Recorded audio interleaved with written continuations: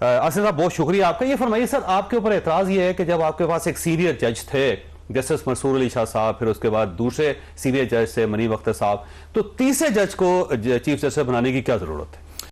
बहुत शुक्रिया जावेद अली साहब, बड़ा अच्छा सवाल है चूंकि ये इशू कई जगह पे पीटीआई की तरफ से रेज किया गया।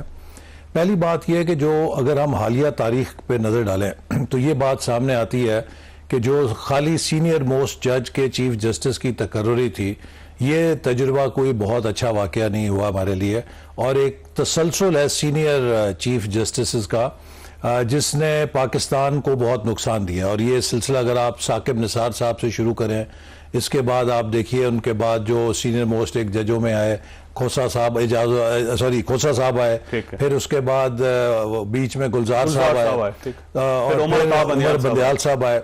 ये सारे जो है एक तसलसल थी।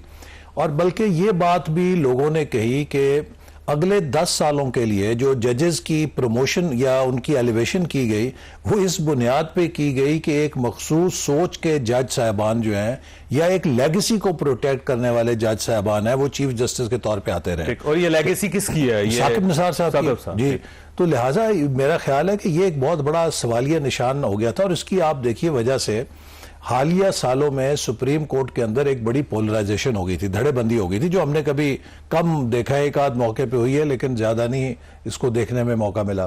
तो अगर आपके इंसाफ की सबसे बड़ी अदालत के अंदर धड़ेबंदी हो, ग्रुप बंदी हो, तो उस मौके पर आपके सामने ये सवाल है कि हम इस इदारे को क्या इस पोलराइजेशन में ही धकेल दें या उससे निकालें। अब ये जो सवाल है कि 3 जजेस का पैनल क्यों बनाया गया, उसमें से तीसरे नंबर को क्यों चुना गया, देखिए इसकी बहुत सारी नज़ीरें मौजूद हैं। जस्टिस मंसूर अली शाह साहब ही का फैसला और उनकी राय थी कि जो चीफ जस्टिस हाई कोर्ट की तैनाती है वो सिर्फ सीनियरिटी पे नहीं होगी, वो फिटनेस भी देखी जाएगी कि अहलियत है उस जॉब के लिए कि नहीं। और बहुत सी ऐसी मिसालें हैं कि जहां हाई कोर्ट के चीफ जस्टिस, अभी जो लाहौर हाई कोर्ट की चीफ जस्टिस की वो तीसरे नंबर पे थी, तो उस पर तो कोई शोर नहीं मचाया गया, ना हामिद खान साहब ने इतराज किया ना किसी और ने किया। इसी तरह जो जैसे याहिया अफरीदी साहब ने किया था इसके ऊपर जी, अच्छा, इसी तरह जो सुप्रीम कोर्ट में जजेस की एलिवेशन हुई हाई कोर्ट से, चाहे वो सिंध से हुई या पंजाब से हुई, कई मौकों पे दूसरे या तीसरे नंबर के जूनियर जज को 2 सीनियर मोस्ट को छोड़ के सुप्रीम कोर्ट में एलिवेट कर लिया गया, उस पर भी किसी ने इतराज नहीं किया।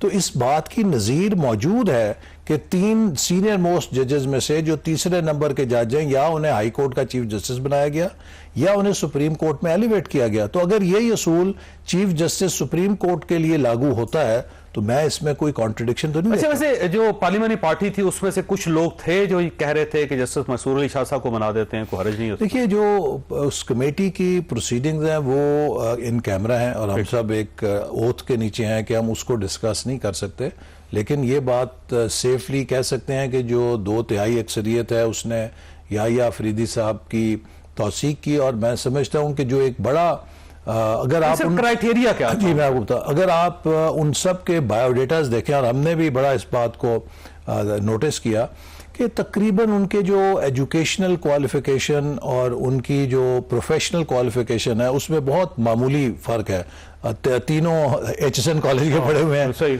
तीनों जो हैं, 2 ने कैम्ब्रिज यूनिवर्सिटी से पढ़ा हुआ है और 1 ने प्रिंसटन यूनिवर्सिटी से पढ़ा हुआ है।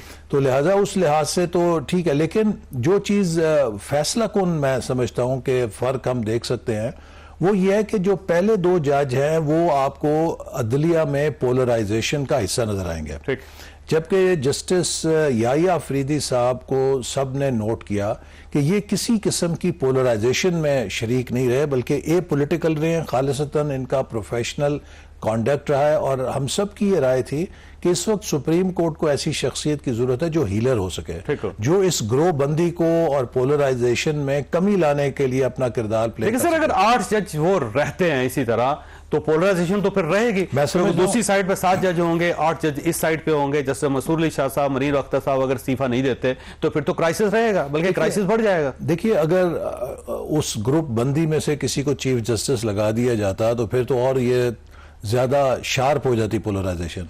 अब इस बात का इम्कान है कि जो जस्टिस याहिया अफरीदी साहब की शख्सियत है और जो उनका माजी है और जो उनकी लीडरशिप है उसमें इंशाल्लाह हम उम्मीद कर सकते हैं कि इस पोलराइजेशन में कमी आएगी और सुप्रीम कोर्ट का इदारा एक इदारे के तौर पे हार्मनी के अंदर काम करेगा इंशाल्लाह। लेकिन सर देखिए 8 जजेस अगर हों वहां पे और इस साइड पे 7 जजेस हैं और उनमें से भी बल्कि काजी फायज ईसा साहब निकल गए और अब उसके बाद जो तवाजन है वो बिगड़ चुका है, तो एक साइड पे अगर दूसरे मौकफ के जजेस होंगे तो पोलराइजेशन चलेगी। सुप्रीम कोर्ट वो इदारा नहीं है कि जिसमें हिज़्ब इख्तिलाफ और हिज़्ब इक़्तिदार की तकसीम होनी चाहिए। वो आपने जो फैसला इस बुनियाद पे किया ना, मेरा मकसद है कि वहां पर इस चीज को खत्म करना है, इस चीज को तकवीयत नहीं देनी है, हमने इस चीज को खत्म करना है। और मुझे पूरा यकीन है कि जस्टिस याह्या अफरीदी साहब की जो शख्सियत है वो एक हीलर के तौर पे सुप्रीम कोर्ट, तो आप डिपेंड कर रहे हैं जस्टिस याह्या अफरीदी साहब पे, उनकी लीडरशिप पे कि वो सबको कायल करके अपनी तरफ ले आएंगे या न्यूट्रल कर लेंगे। जी, मुझे उम्मीद है कि इंशाल्लाह सुप्रीम कोर्ट एक इदारे के तौर पे ज्यादा हार्मनी के साथ काम करेगा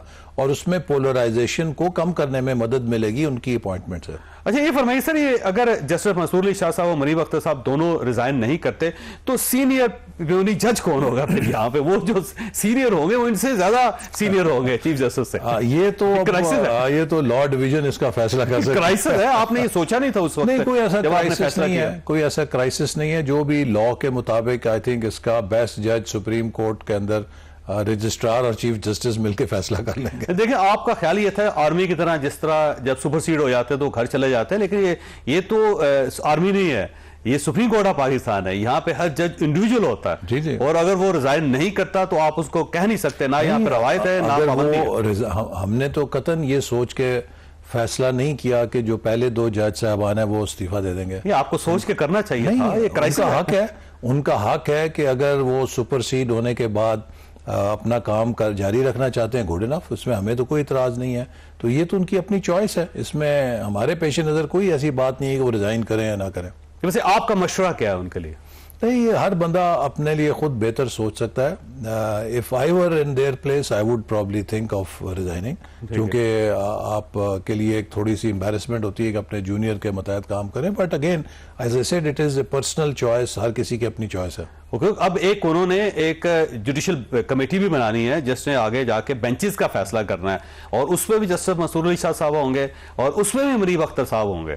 तो मेरा ख्याल है एक क्राइसिस को समेटते 4-5 और क्राइसिस पैदा करते हैं। नहीं, लेकिन मेरा ये ख्याल है कि जस्टिस मंसूर अली शाह और जस्टिस याह्या अफरीदी साहब ऑल्सो गो लॉन्ग वे और इनकी बड़ी पुरानी आपस में एसोसिएशन है।